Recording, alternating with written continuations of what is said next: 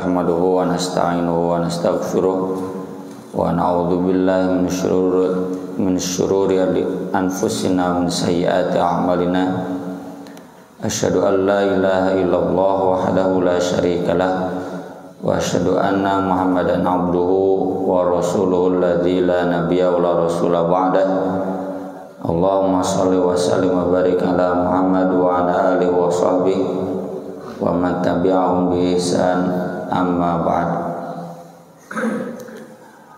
Hadis-hadis yang akan kita bahas pada pagi hari ini terkait dekadensi moral, dekadensi akhlak yang akan terjadi di akhir zaman. Dan akhir zaman itu termasuk sekarang ini sudah masuk akhir zaman.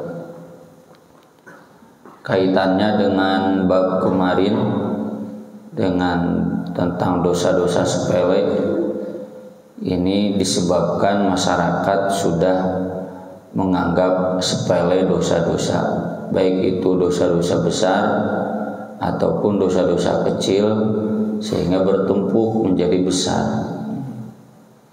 Bagaimana sikap kita? Imam Bukhari menuliskan beberapa hadis. Yang pertama dari Abu Sa'id Al-Khudri, ia menceritakan ada seorang Arab pedusunan yang biasanya nomaden datang kepada Nabi SAW dan bertanya, "Ya Rasulullah, ayyun nasi khairun?" Wahai Rasulullah, orang yang manakah yang terbaik itu? Nabi menjawab, rajulun jahada binafsihi wa malihi, orang yang berjihad dengan diri dan hartanya.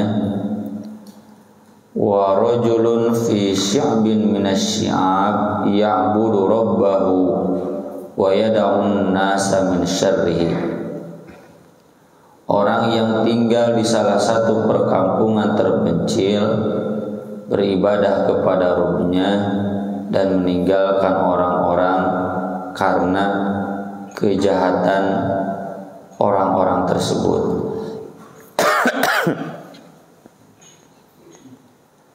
Jadi ini Nabi menjawab, orang yang terbaik itu orang yang tinggal di kota Cimahi, lalu berjihad di sini dengan diri dan hartanya, memakmurkan masjid, memakmurkan pesantren, menyantuni fakir miskin, meluaskan dakwah Islam.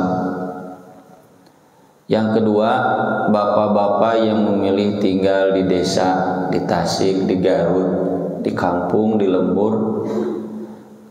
Kenapa? Karena meninggalkan kejahatan orang-orang. Jadi yang terbaik tentu yang pertama. Yang kedua itu pilihan alternatif ketika masyarakat sudah rusak, daripada kabawa rusak, lebih baik menghindari. Kalaupun harus ke daerah terpencil, kembali ke kampung halaman, di lembur, jauh dari hiruk pikuk kehidupan masyarakat modern, silakan, asal bisa khusyuk wa ya'budu rabbah. Tapi kalau sekarang masih bisa jihad, masih bisa mengubah kejahatan manusia, itu yang terbaik. Kalau saya seorang praktisi pendidikan, berarti yang terbaik saya aktif di tengah-tengah masyarakat, membangun lembaga pendidikan, mengelola lembaga pendidikan, memberikan efek positif kepada masyarakat. Tapi kalau lembaga pendidikannya sudah dipaksa menjadi lembaga pendidikan yang jauh dari Islam, sekuler, dipaksa ku menteri agama misalkan, kurikulumnya kudu kieu mun teu bubar gitu. Dipaksa oleh menteri pendidikan harus begini sistemnya, kalau tidak ilegal. Ya udah, daripada, dan masyarakat juga tuntutan masyarakat hedonistis ya, sekuler, liberal, pinginnya anak-anaknya mereka segera dapat pekerjaan, gaji gede, nggak peduli nilai-nilai agama, ya udah mending cari di lembur ya, bangun pesantren di lembur, ngawuruk barudak. Itu pilihan.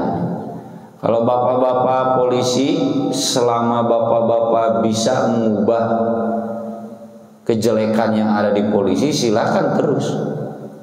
Tapi kalau daripada bapak-bapak kebawa rusak ke sistem polisi, ya udah mending berhenti dari polisinya, kemudian menjadi orang yang ahli ibadah di lembur, menghilangkan jejak, menghapus jejak.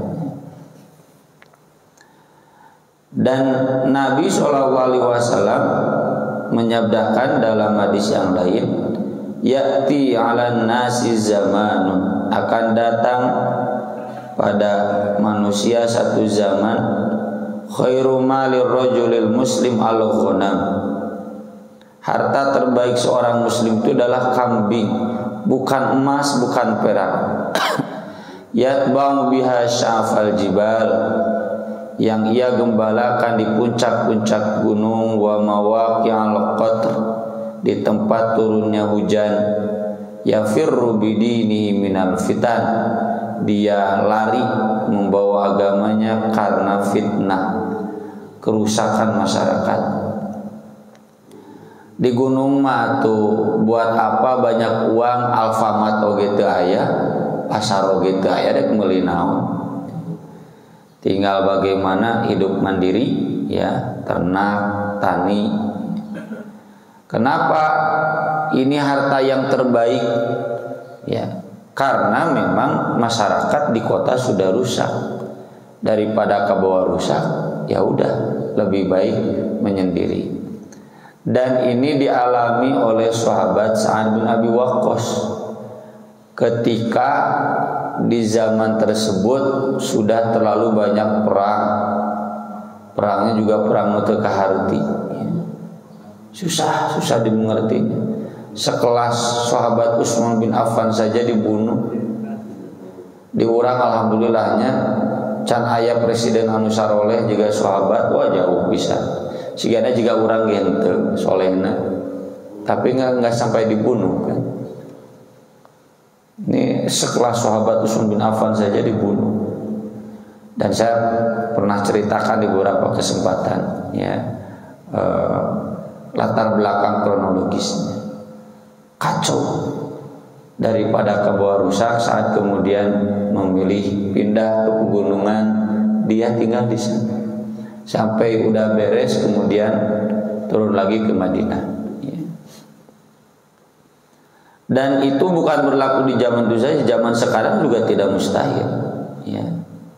Daripada kemudian seorang tokoh masyarakat jadi inceran polisi, jadi inceran tentara, jadi inceran intel, pokoknya mau di penjara gitu si eta teh.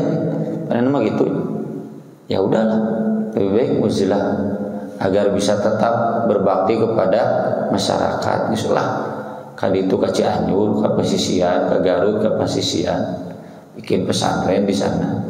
Efeknya benang dewa ya. Ya udah berarti uzilahnya di penjara saja. Ya. Dah kumaha. Jadikan itu sebagai uzilah. Imam Ibnu Taimiyah juga begitu kan. Apa yang akan dilakukan musuh-musuhku kepadaku? Mereka mengusirku, itu ibarat aku berwisata. Mereka memenjarakanku, itu ibarat aku beristirahat. Sok dek naon. Ya. Mereka menghinaku, itu ibarat tabungan pahala buatku. Jadi nggak dibawa stres. Ya.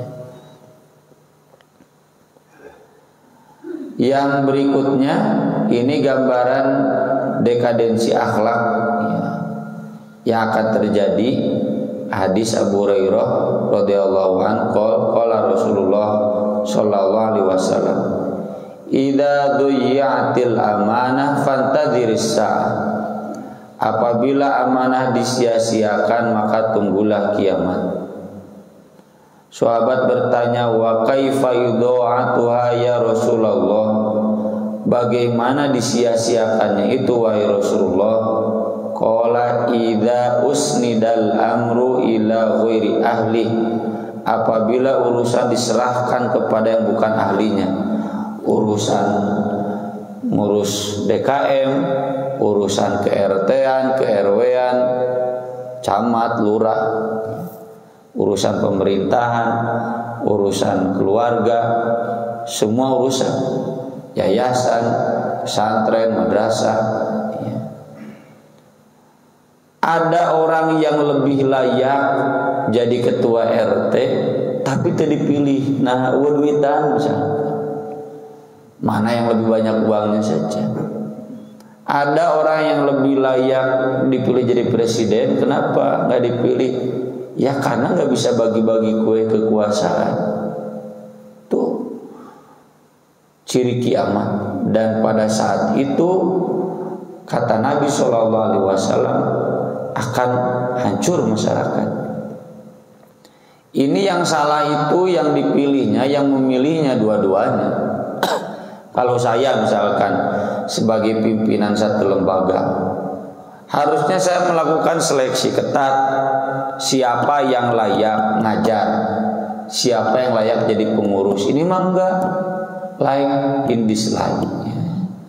Oh ini aman buat saya, tarang ngeritik, tarang ngahina gitu, jadikan staf.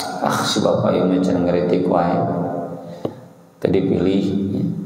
Jadi ini salah saya. Atau saya menerapkan manajemen sholawat, ya wa ala alihi wa ashabihi ajmain. Anak incu kabeh minantu nya direkrut, sementara orang-orang yang lebih layak diabaikan karena bukan keluarga.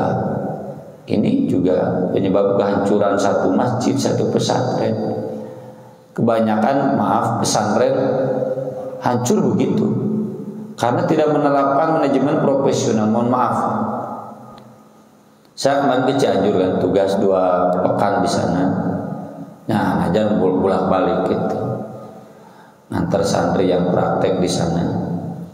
Ketemu dengan pengawas di pesantren itu, katanya baru dari pesantren A yang mau disebatkan pilih wirang.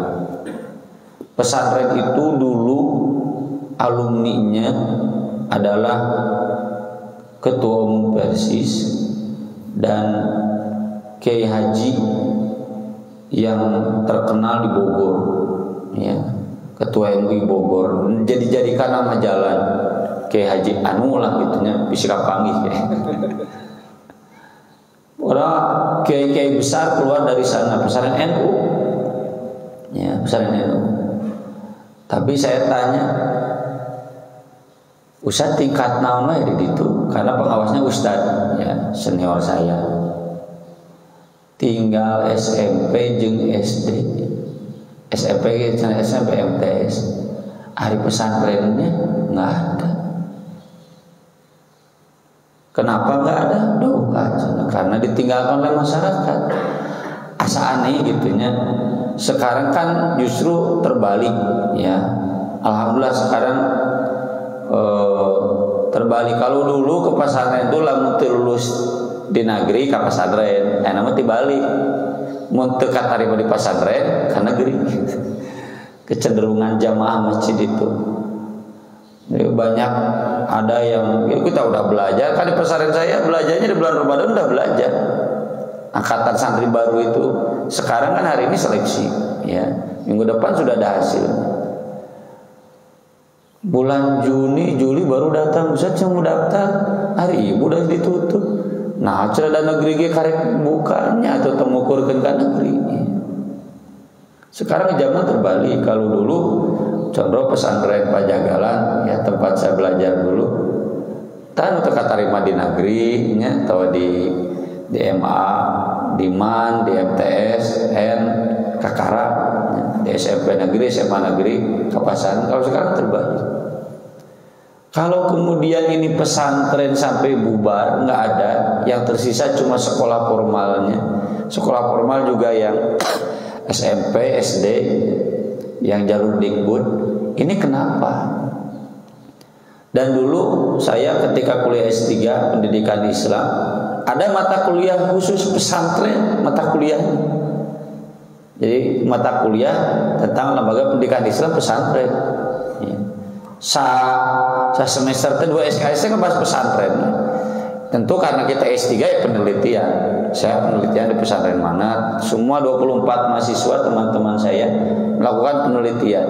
Itu yang jadi kesalahan umum di pesantren, manajemennya manajemen kiamat. Manajemen kiamat iya, ada yang layak jadi mudir ini, cuma karena bukan anak kiai nggak dijadikan mudir. Bahkan saya miris ya, nun jauh di Jawa Timur sana ada mudir mu'alimin, mudir aliyah ngungsi ke Brebes, ke Sukabumi. Ustaz kan dulu Ustaz mudir yang nulis kurikulum.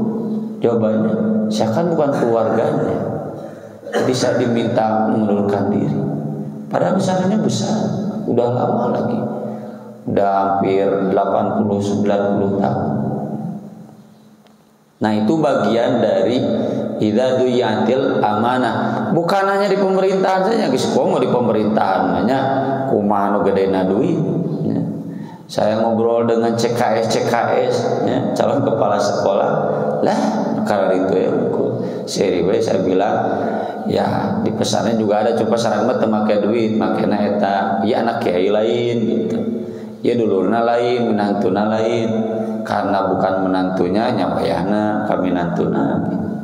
Kalau di dunia pemerintahan secara umum, birokrasi, bagaimana yang setoran duitnya gede gitu. Jual beli jabatan. Jadi seleksi lah, waduh ya. Seleksi KPK semua orang juga udah tahu, para praktisi korupsi geus kabaca saha nu bakal kapilih. Yang menyenangkan penguasa lah dan partai-partai penguasa. Nah itu yang begitu adalah contoh ya kehancuran umat, dekadensi akhlak, dan kita harus siap menghadapi zaman seperti itu. Kalau kita masih mampu mengubahnya, ubah jihad ya. Bapak yang birokrat, tong eureun pada birokrat, butuh kita birokrat. Nah, Pak Haji sedang mengurus perizinan ya, mengurus ini pembangunan, butuh orang-orang birokrat. Tetap ngan lamun geus dipaksa kudu ya terlibat dalam korupsi misalkan, daripada terlibat geus mending ya mengajukan cuti awal. Hadis lainnya disampaikan oleh Hudzaifah radhiyallahu anhu, Hudzaifah bin Al-Yaman. Haddatsana Rasulullah sallallahu alaihi wasallam haditsain. Rasulullah sallallahu alaihi wasallam menyampaikan dua hadis kepada kami.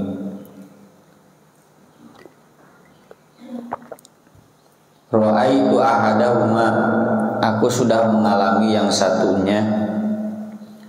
Wa ana antadirul akhir, tapi saya sedang menunggu yang satunya lagi. Yang pertama, haddatsana annal amanata nazalat fi jadri qulubir rijal. Amanah itu turun di sanubari hati orang-orang. Tsumma alimu minal Qur'an, tsumma alimu minas sunnah. Kemudian mereka memahami Quran dan mereka memahami sunnah. Jadi anugerah ya, amanah itu anugerah yang diberikan oleh Allah, hidayah ke dalam hati sampai muncullah lahirlah Abu Bakar, Umar bin Khattab, Utsman bin Affan, Ali bin Abi Thalib. Dan ketika amanah ada dalam hati, mereka selalu merujuk Quran dan sunnah ya. Beda munafik dengan mukmin kan amanah banyak. Nah, ukurannya apa? Merujuk Quran sunnah tidak. Karena enak ngaku iman, ngaku Islam, memperingati Isra Mi'raj ya. Jadi ritual kenegaraan dari mulai RT, RW sampai istana presiden. Tapi kenyataannya tara ngarujuk Quran, tara ngarujuk sunnah malah sekuler we. Ya. Ngabandungan menteri agama kan bapak-bapak lieur. Geus aya deui, saya deui. Itu berarti munafik ya, minimal munafik amali. Karena kalau mukmin rujuk Quran dan sunnah. Kalau betul beriman, ini bagaimana menurut Quran dan sunnah? Bapak pedagang beriman, iya nukieu meunang teh cek Quran dan sunnah gitu. Bapak jadi kepala sekolah, ya ini boleh nggak setoran begini? Kan udah jadi kepala sekolah gitu, cenah kudu setoran. Boleh nggak? Itu amanah itu. Kalau tidak begitu berarti munafik. Diamanati khianat, nggak ada amanah dalam hatinya. Nah, yang kedua, wa haddatsana an raf'iha, Nabi mengajarkan kepada kami hadis amanah itu nanti dicabut. Bagaimana proses dicabutnya? Yanamur rajulun naumah, seseorang tidur satu kali tidur, fatuk badul amanatu min qalbi, lalu dicabut amanah dari dalam hatinya. Fayadhallu atharuha mithla atharil waqt, maka sisa amanah itu seperti noda yang kecil. Jika ibu-ibu nyuci baju bodas, da moal bodas teh juga awal kan beki rumek gitu. Ajan kain mahal oge. Summa yanamun nauma fatuqbadu fayabqa atharuha mithlal majd. Kemudian tidur lagi, lalu dicabut lagi amanah itu, sehingga tinggallah bekasnya di dalam hatinya seperti lepuh bengkak berisi air. Saya dulu pulang dari Pajagalan, kalau masa-masa ujian kan jam 9, jam 10 udah pulang ke Tegalega menbal ya, zaman sanawiyah. Teu disapatu udah bisa rusak sapatuna, nyala leker we. Beresna marelenung karena di lapang Tegalaganya lapang Tegalaga yang keramik ya, marelenung we kaki itu kelihatannya ada sesuatu padahal nggak ada. Kajam rindah rojeta wala rijlik, seperti bara api yang kau jatuhkan pada kakimu atau terinjak oleh kaki. Fataro fanafito, lalu melepuh ya. Fatarahu muntabiron wa laysa fihi syai. Kamu melihatnya membengkak padahal di dalamnya tidak berisi apa-apa, kan melendungnya kulitnya. Padahal wana naonan kosong. Ini gambaran bahwa amanah itu akan dicabut seiring kemajuan zaman. Semakin maju zaman, semakin berkurang orang yang amanah. Fayusbihun nas yatabayun, lalu keesokan harinya orang-orang bertransaksi. Yatabayun itu bisa dua maknanya, transaksi ekonomi atau transaksi politik. Kalau transaksi ekonomi, fala yakadu ahadun yu'addil amanah, nyaris tidak ada guru satupun yang aman, nyaris tidak ada pedagang yang amanah, nyaris tidak ada tukang seluler yang amanah ya. Ini cina beli kartu ini percaya tuh bapak ya, bohong. murah mimiti kaditu nama ya. Fayuqalu, dikatakan inna fi bani fulan rajulan aminan, tuh cina tuh di sana tuh ada orang yang amanah, ayat tukang lauk anu amanah. Wa yuqalu lirrajul, orang itu pun dipuji, ma'aqalahu wa ma'adhrafahu wa ma'ajladahu, alangkah pintarnya dia, alangkah cerdasnya dia, alangkah kuatnya dia. Ini yang endorse nih begini kan, nih cina bagus, percaya tuh bapak. Wa ma fi qalbihi mithqalu habbatin khardalin min iman, padahal tidak ada keimanan sedikit pun dalam hatinya. Maksud iman itu amanah. Orang gitu percaya. Endorse ini begini cenah. Ini cerita testimoninya. Cek percaya dengan testimoni bapak-bapak. Henteu can nyobaan sorangan. Walaqad ata alayya zamanun, saya sudah mengalami zaman. Wa ma ubali ayyukum bayatu, saya nggak peduli dengan siapa saya bertransaksi.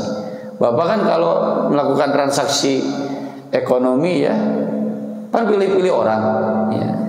Saya mau nyervis, misalkan mau beli barang, kan tanya dulu belinya di mana, pilih-pilih orang, ada banyak yang dagang. Kalau dulu zaman Hudzaifah nggak peduli dengan siapa saja. Lain kana musliman raddahu alayal Islam. Kalau dia seorang muslim pasti jujur. Orang apa nah ini? Kalau dia seorang muslim belum tentu jujur. Wa in kana nasraniyan, kalau dia orang Kristen, raddahu alayya sahihi. Nanti pemerintah akan mengembalikan hak saya. Kalau saya transaksi dengan orang tidak jujur, orang kafir, sistem memungkinkan mereka untuk jujur. Mereka tidak mungkin tidak jujur. Sistemnya bagus zaman Nabi. Fa'amal yauma fama kuntu bayu illa fulanan wa fulanan. Adapun hari ini aku tidak bertransaksi kecuali dengan si fulan dan si fulan. Yang dimaksud tadi oleh Hudzaifah zaman Nabi. Zaman Nabi, zaman Abu Bakar, Umar bin Khattab, jeung sahawe cenah jual beli teh. Kenapa? Kalau orang muslim pasti jujur, kalau orang kafir dina teu jujur lagi, nanti akan dikembalikan ke saya. Kalau di kita kan leungit hayam hiji lapor ka polisi, leungit jeung imah-imahna. Leungit motor hiji lapor ka polisi jadi leungit jeung mobil. Nah, sistemnya udah rusak ya. Tapi kenapa tadi Hudzaifah mengatakan saya masih menunggu yang kedua? Iya, karena di sini Hudzaifah mengatakan masih ada orang dipercaya.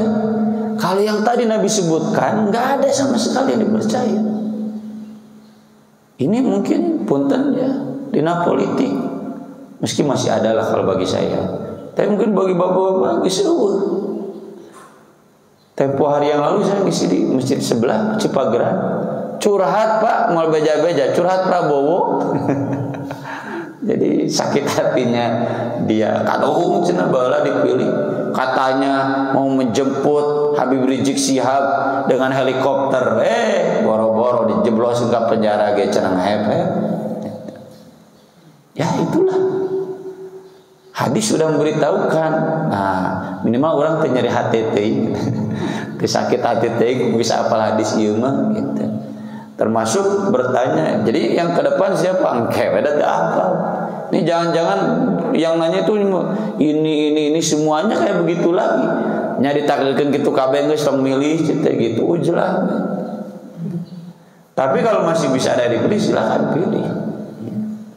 Jadi kalau Hudzaifah hidupnya zaman sekarang, saya pasti ya menurut saya dia akan mengatakan, oh geus kaalaman cenah zaman itu.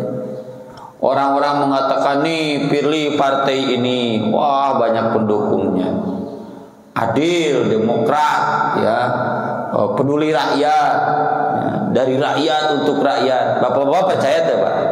Entahnya, itu. Kenapa? Karena mereka sudah mengabaikan nilai-nilai Quran dan Sunnah. Eta kuncinya. Dek nyebut religius anger we. Itu make Quran Sunnah mah ujung-ujungna duit, ujung-ujungna kepentingan. Ya, enggak ada kemaslahatan abadi, yang ada kepentingan abadi dina politik. Lamun itu make nilai-nilai Quran dan Sunnah. Ya. Bahkan saya pribadi pun sempat mengkritik karena di saya banyak tokoh PKS. Ya. Alhamdulillah PKS sudah bersih-bersih. Cek manena sok cek kudu bersihnya. Udah bersih-bersih kan? Yang itunya udah pada keluar gitu. Ya ketika presidennya ditangkap korupsi kan, hati-hati cete. Partai Pak Haji jatuh nih kepercayaan masyarakat. Geus golput kan. Oh tong kitu cenah usah. Insyaallah bersih-bersih cenah.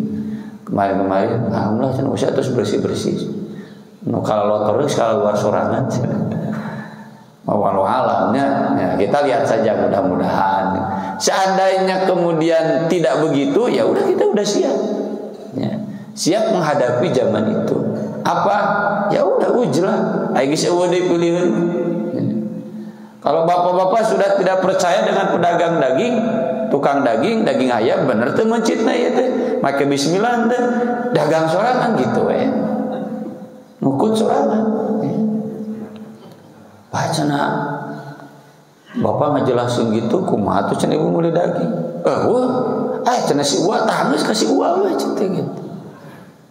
Wah istri saya. Wah awas cenah ya Uwa cenah tanggung jawab dunia akhirat abdi meuli ka dieu cenah. Insyaallah atuh cenah moal piraku cenah karek gerese geus dileo moal atuh haram bangke. harus begitu ya. Kalau tidak begitu berarti kita terbawa rusak nanti. Kemudian kata Nabi SAW di catatan kaki nomor 4. Hadis yang tadi itu dalam riwayat lain Ibnu Amr bertanya, apa yang harus kami lakukan kalau kami mengalami zaman itu? Kata Nabi, ittaqillah azza wa jalla. Kamu tetap bertakwa kepada Allah azza wa jalla. Wa khudh ma ta'rif. Ambil apa yang kamu tahu itu ma'ruf. Pegang. Wa da' ma tunkir. Tinggalkan apa yang kamu ingkari. Punten banyak saya lihat novel Baswedan dan kawan-kawan itu begitu. Kajen kudu eureun ti KPK daripada kudu menggadaikan kredibilitas.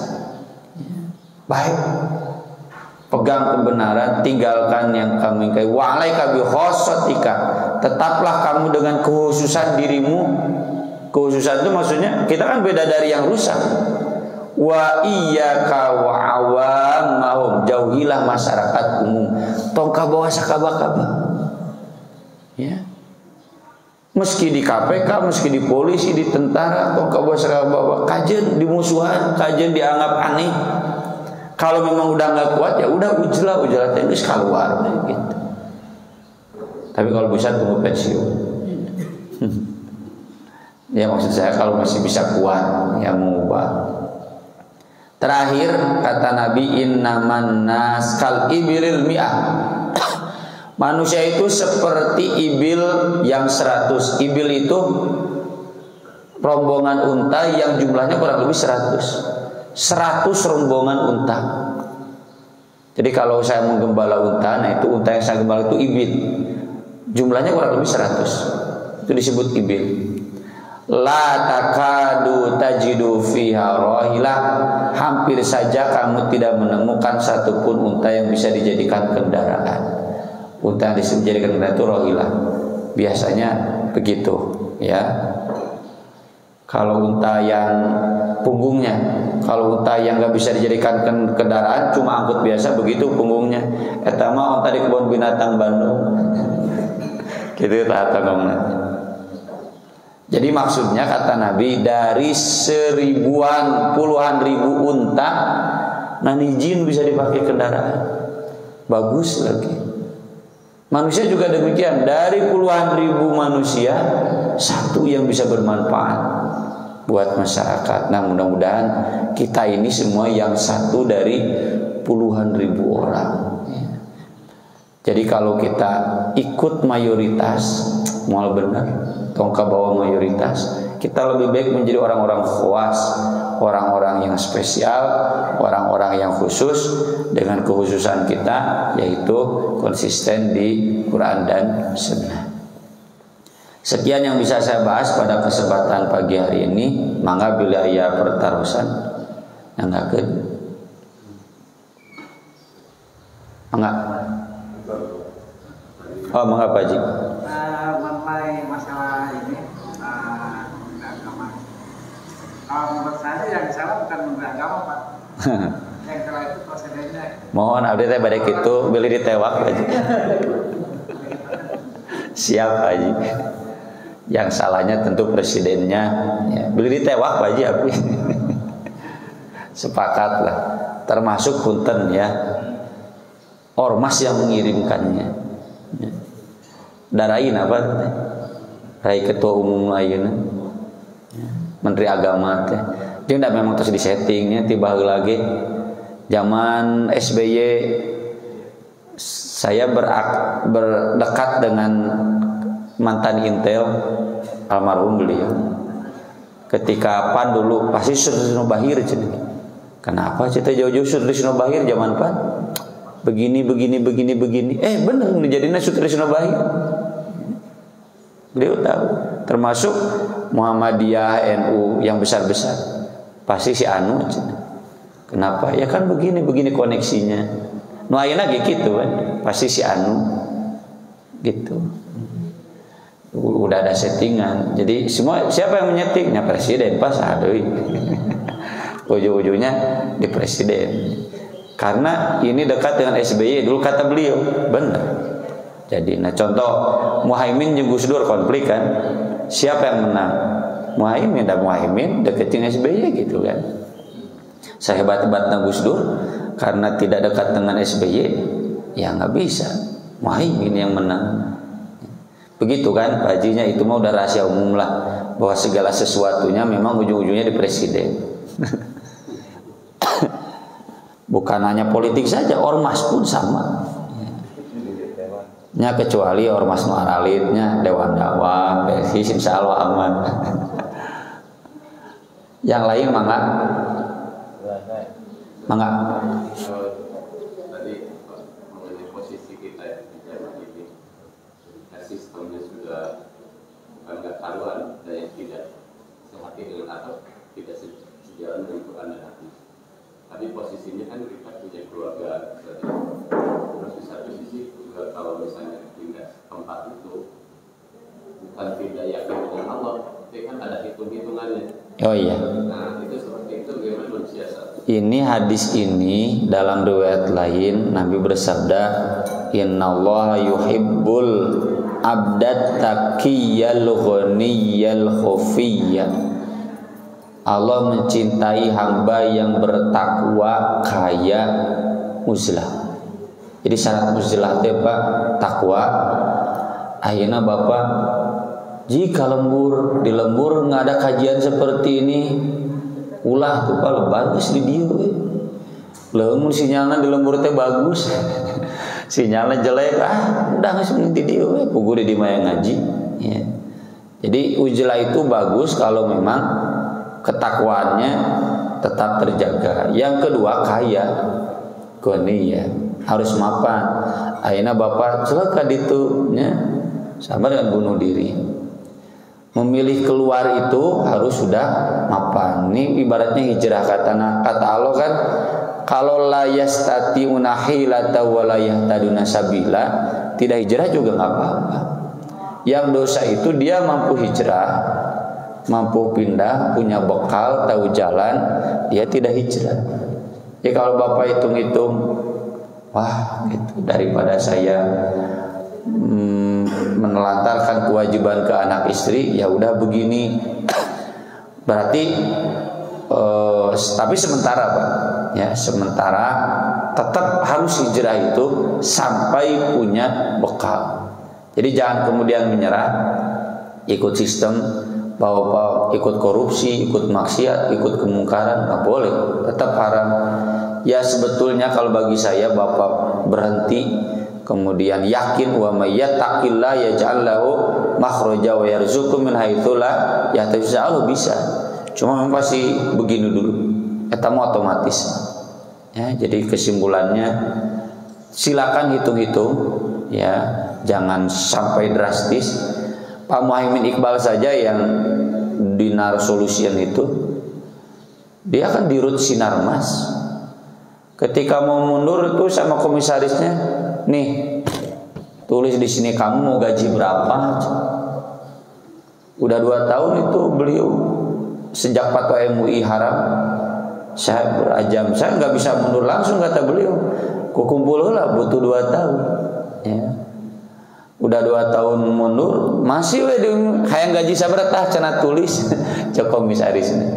Enggak, padahal gaji saya berkali lipat dari gaji presiden kata beliau. Beliau mundur uzlah. Memang sekarang kayaknya tidak seperti dulu, tapi minimal cukup. Ya, begitu Pak. Tentu memang harus ada hitung-hitungannya.